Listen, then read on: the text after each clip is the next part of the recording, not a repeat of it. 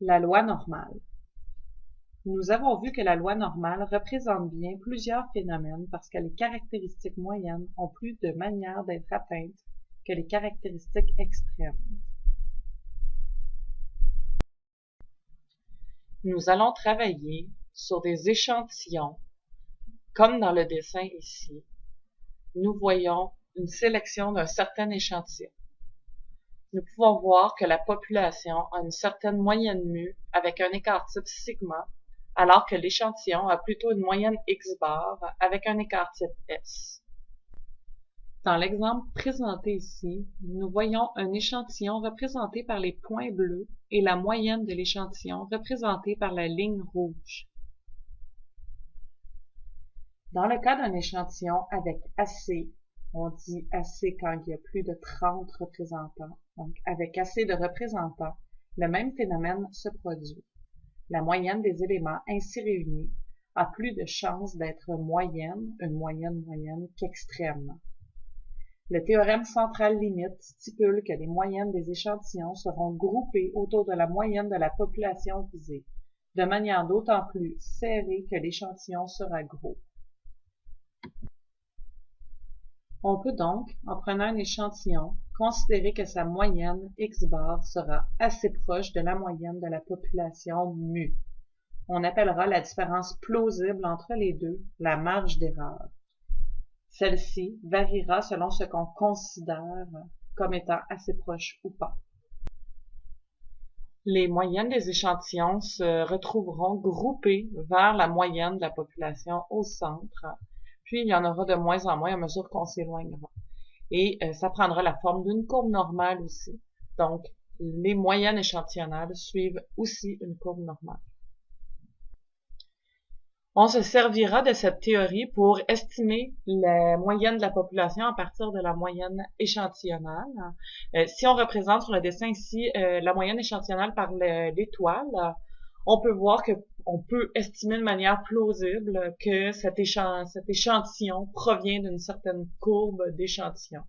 Et donc, on va pouvoir regarder, si on fait bouger la ligne rouge ici, que la moyenne est inclue entre cette valeur ici à droite et cette valeur à gauche.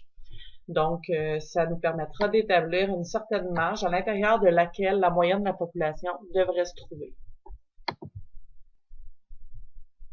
Nous avons ici un échantillon de 126 pièces, donc on a pris la masse en grammes.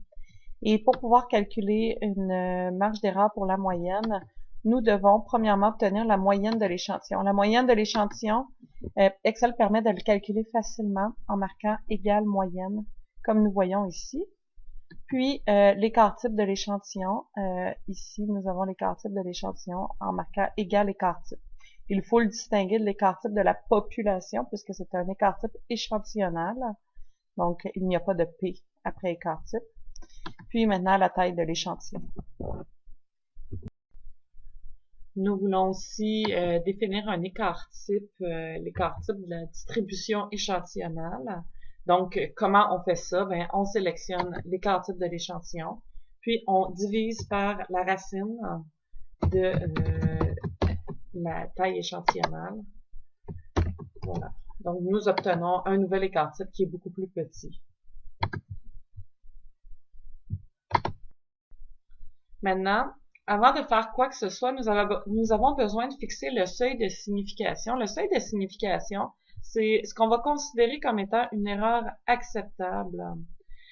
Donc, si on va voir ici, par exemple, la loi normale qui représente l'ensemble de nos moyennes échantillonnales, il y a toujours une partie à droite et à gauche où il n'y a plus beaucoup de données. Mais on doit quand même sacrifier une partie de ces données-là parce que sinon on devrait aller de moins l'infini à plus l'infini. Donc on va devoir couper à quelque part la loi et puis enlever cette partie-là. Et donc on doit décider c'est quoi l'erreur qu'on accepte de faire. Et bon, les erreurs habituelles là, vont varier de 10% à 0.01%. C'est cette erreur-là qui va nous permettre de faire le reste de notre problème.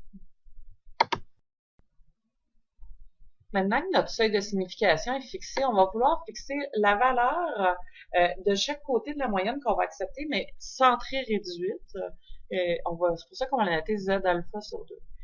Pour ça, Excel va nous aider encore une fois. Donc, si on vient voir ici, faut taper la loi suivante, loi.student.inverse.bilatéral.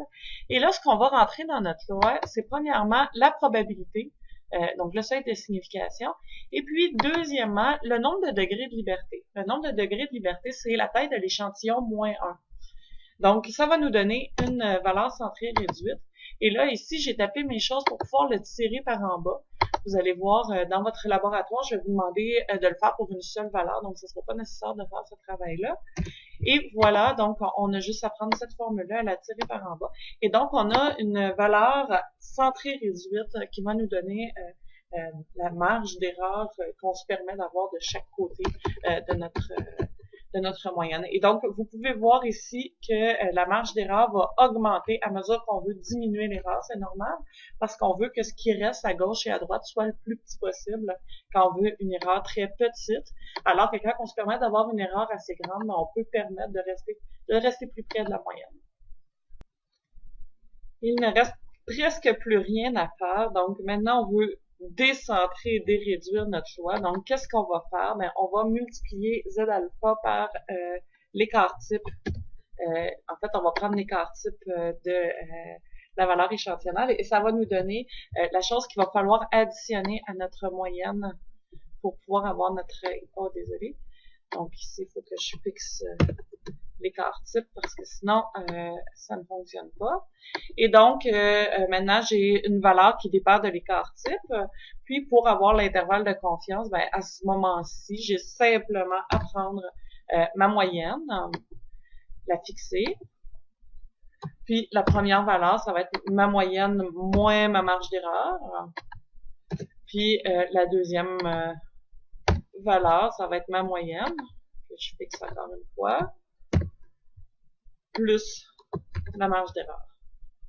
Donc, ça va me donner un intervalle de confiance pour mes données. Et donc, je me retrouve avec des intervalles de confiance qui dépendent du seuil de signification que j'ai choisi ici. Donc, on peut faire un résumé.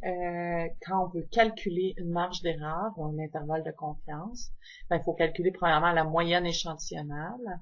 Puis ensuite, on veut calculer la marge d'erreur qui est donnée ici. Cette marge d'erreur-là, elle est donnée par quoi? Elle est donnée par un certain Z alpha sur 2.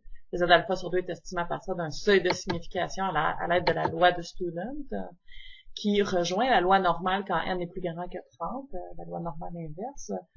Puis, après ça, on va le multiplier par l'écart type échantillonnal. Puis, on va additionner et soustraire cette marge d'erreur-là de la moyenne de l'échantillon qu'on a calculé.